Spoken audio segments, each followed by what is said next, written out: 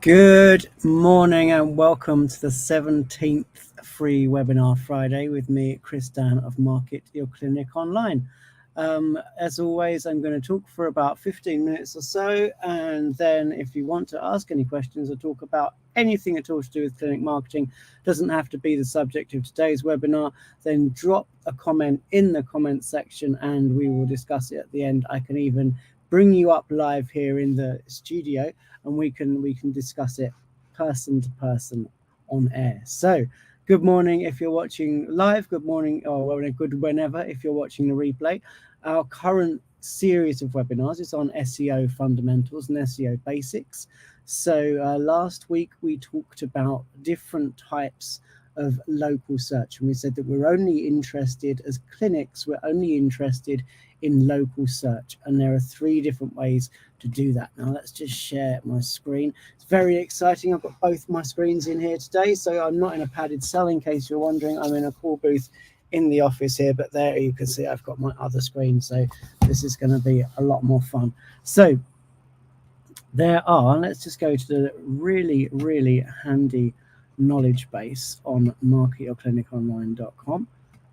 Share, there we go. So well, that's what we talked about last week was this. We talked about understanding different search types. Like I said, we said that there are 3 different types of local search. So they are treatment plus near me. So for example, if you're a dentist, that would be dentist near me, or treatment only. So that might be, for example, dentist and then treatment plus location. So that might be, for example, dentist Coventry or something like that. There are 3 local search types.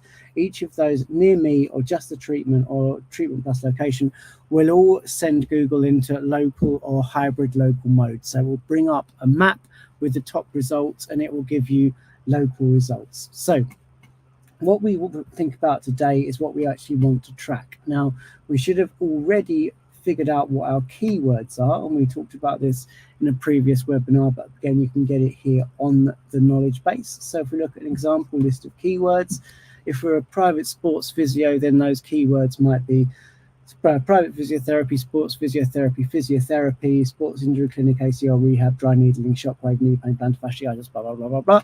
And we want to track our results for pretty much all of those across all of those local searches. So that means we're going to track every keyword on its own, assuming that it does throw Google into local mode. So we would try, for example, ACL rehab or something like IT band syndrome. I'm not sure. We can test them and just type them in and see if they do bring up local results. So let's see what happens if I type in ACL rehab. And with any search, you can do this and say, okay, what's happening here? Right, so we can see that just ACL rehab on its own is not actually a local search. So we wouldn't bother tracking that. But then if I put near me, it's going to bring up, there we go, different places where I can get my ACL rehabbed, basically. So we'll just test all the one that we're not sure of before setting it up to make sure we are monitoring local terms only. But then what we're going to have is a list of 20, maybe 30 or so keywords that we want to monitor on their own, possibly, definitely plus near me, and definitely plus our primary location, which in this case would be South London. So the question then becomes, how are we going to monitor and track those different results? And that's what we're going to talk about today. So you can find all this again in the knowledge base under SEO measuring and monitoring. And what we say is there are 2 different ways you can do this. One is with a local search grid. So this local search grid, let me give you an example. I can't really show you a live client example. So this is one that I set up for my company many years ago when I was based in Waterloo, and the search is for web design. So what this basically means is if I'm standing here outside Waterloo Station and I type in web design into Google Maps, and this is an important thing, this is a Google Map result, not an organic result on what's the listing. This is if I'm on Maps, then my company is going to come up first. If I go a little bit down here, down to the river next to the London Eye, I'm going to come up 3rd. If I'm on the South Bank around here, I'm going to come up 3rd. If I go a little bit of a way down here towards the Imperial War Museum, I'm going to come up 2nd, and so on and so forth. Now, we'd look at this and say, for a start, The map size here, or the grid size, is much too small because we're pretty much dominating it in that area. So what we would have to do then is increase the grid size. Maybe look what happens if we make it this kind of size. What happens if we make it across over the river to Parliament and up here to Covent Garden and so on? Is it possible to extend our ranking? Because we really want to be looking on a grid where we're not completely dominating it. We want to say, okay, you know, it needs to be red on the outside, and then we're constantly trying to expand that reach. Just while we're at it, different ways of actually expanding your reach will be things like adding business citations, which we're going to discuss. Local knowledge content is a very good way of expanding your reach, using maps and that sort of thing embedded into your website, and just all the general good SEO stuff. Local partnerships as well, reciprocal links, all these things will increase the reach of your map rankings.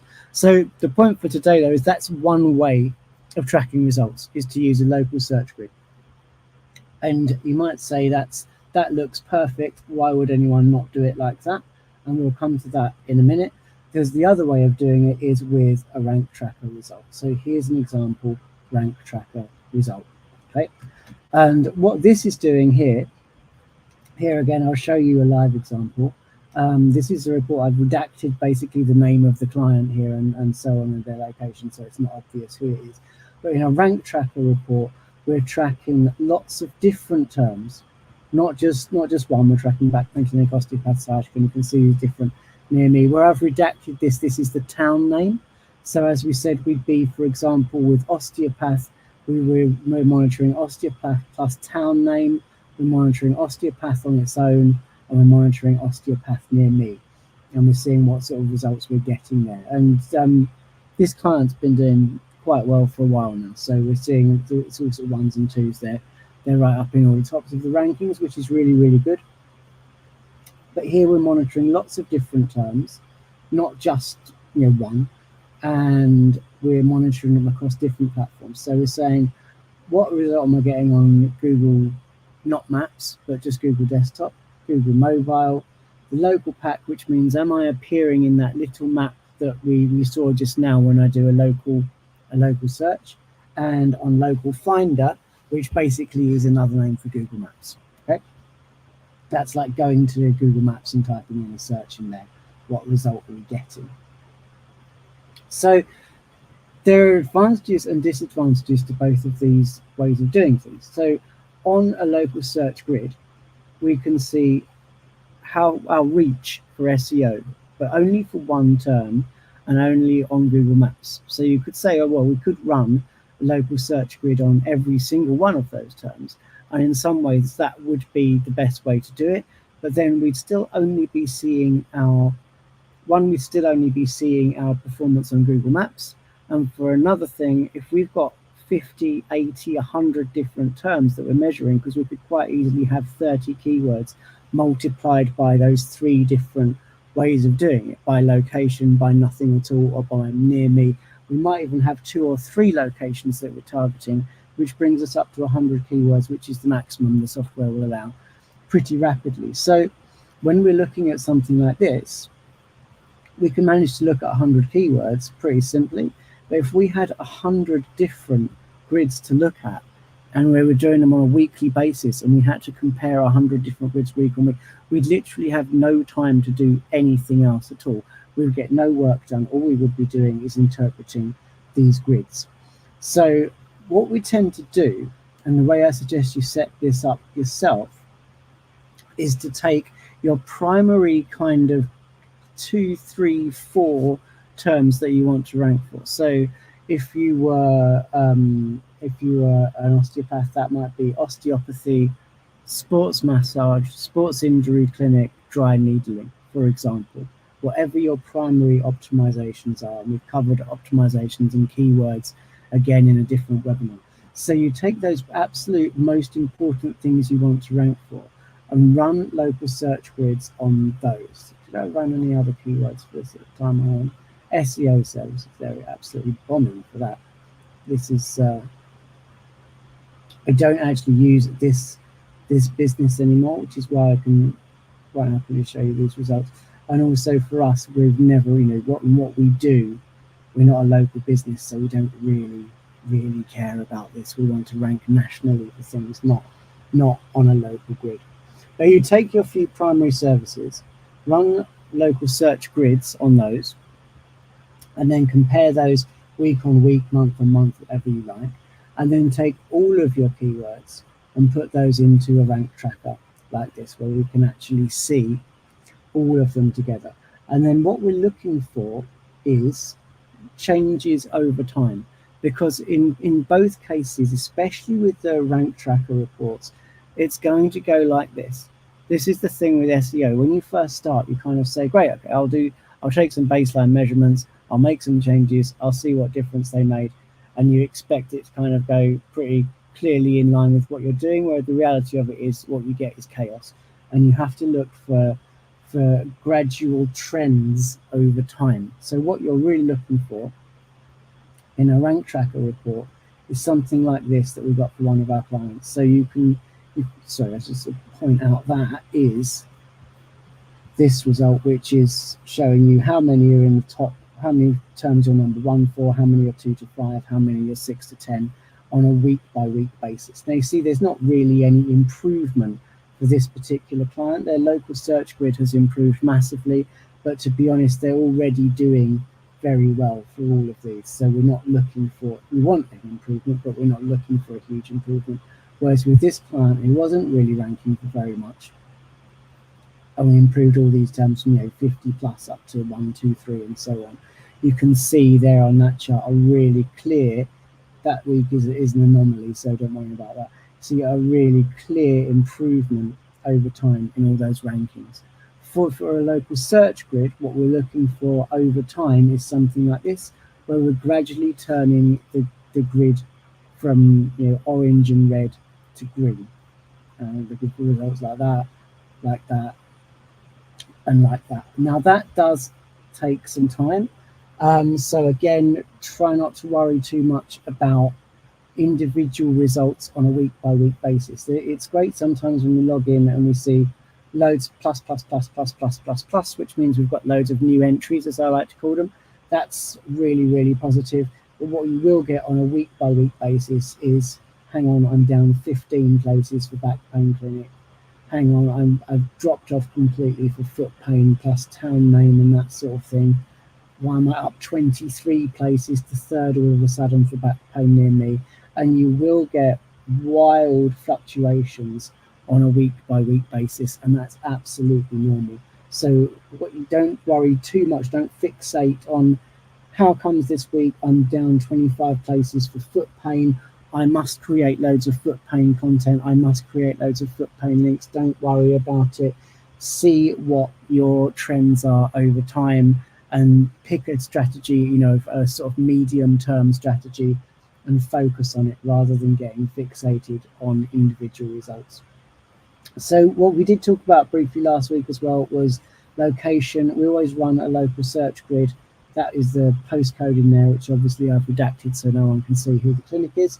But we run these rank tracker reports first of all at the client's actual location, because that's where we can see the biggest difference. We can see when we do something and we go from nothing to ranking for it, then we say, great, that worked, that made a difference, and then we try and build on that.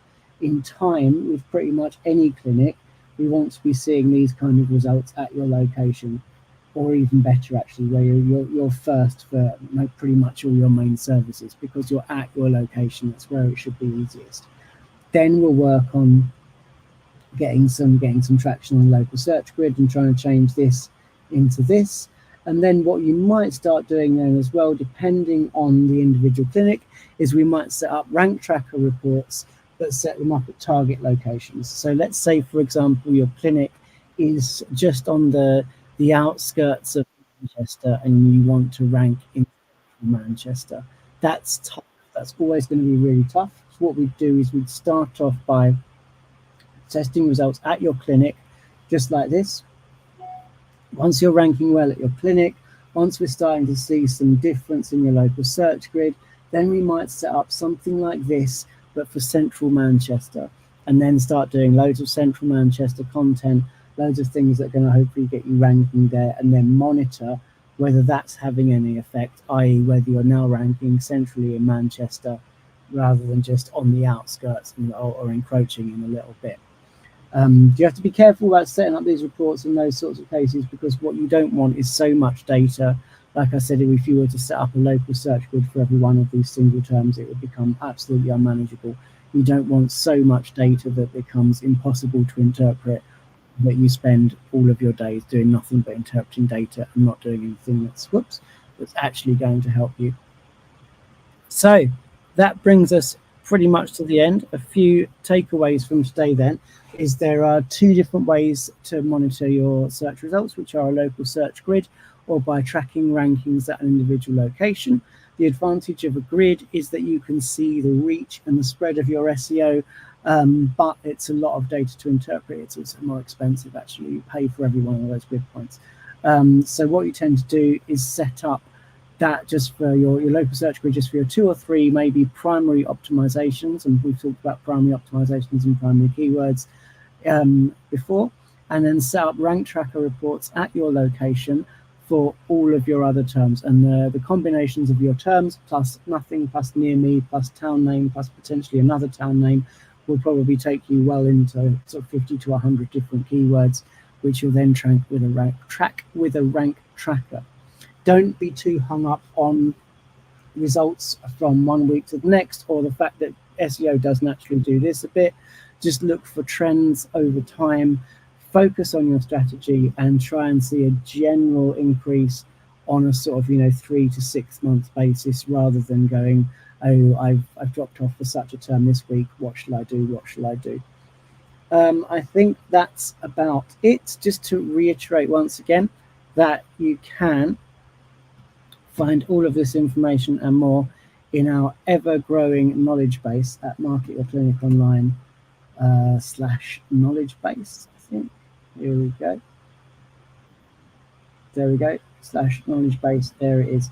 And that's all I'm going to say for today. So there are no comments or questions today, so we'll call it a day there. And I will see you next week for next week's webinar, which is, I can't quite remember what it's about. Let's see if I can find something here that will give me a clue.